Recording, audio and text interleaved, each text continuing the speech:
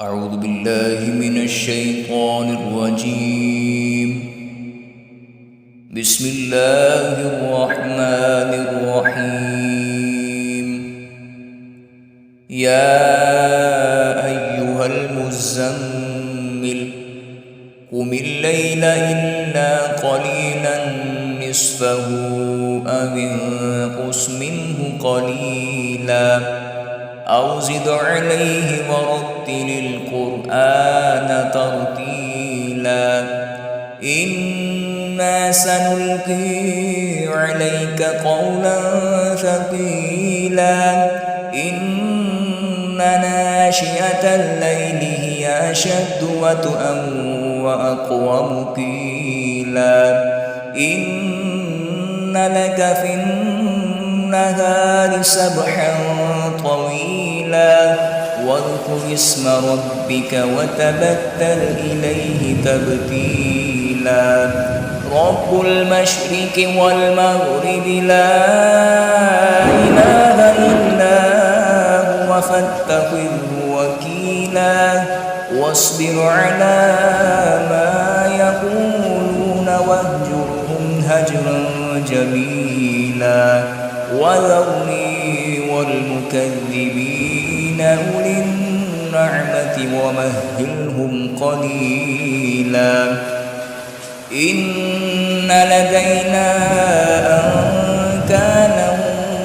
وجحيما وطعاما ذا غصة وعذابا أليما يوم ترجف الأرض والجبال وكانت الجبال كثيبا مهيلا إنا أرسلنا إليكم رسولا شاهدا عليكم كما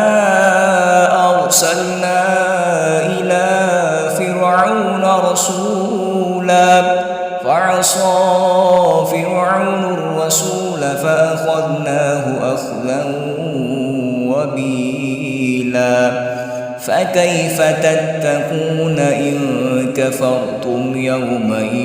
يجعل البلدان شيبا السماء منفطر به كان وعده مفعولا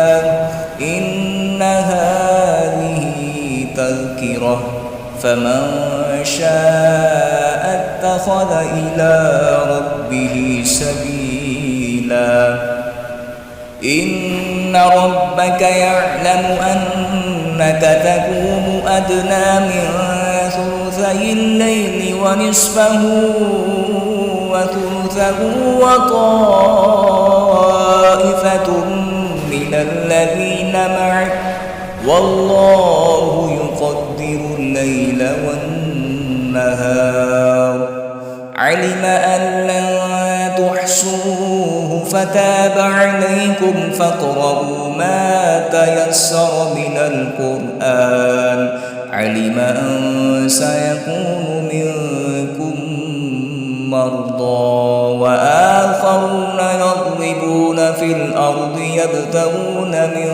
فضل الله وآخرون يقاتلون في سبيل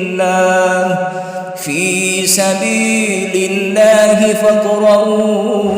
ما تيسر منه وأقيموا الصلاة وآتوا الزكاة وأقرضوا الله قرضا حسنا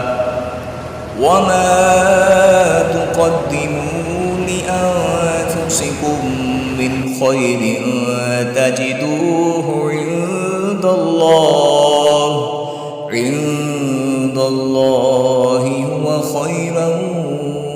وأعظم أجرا واستغفروا الله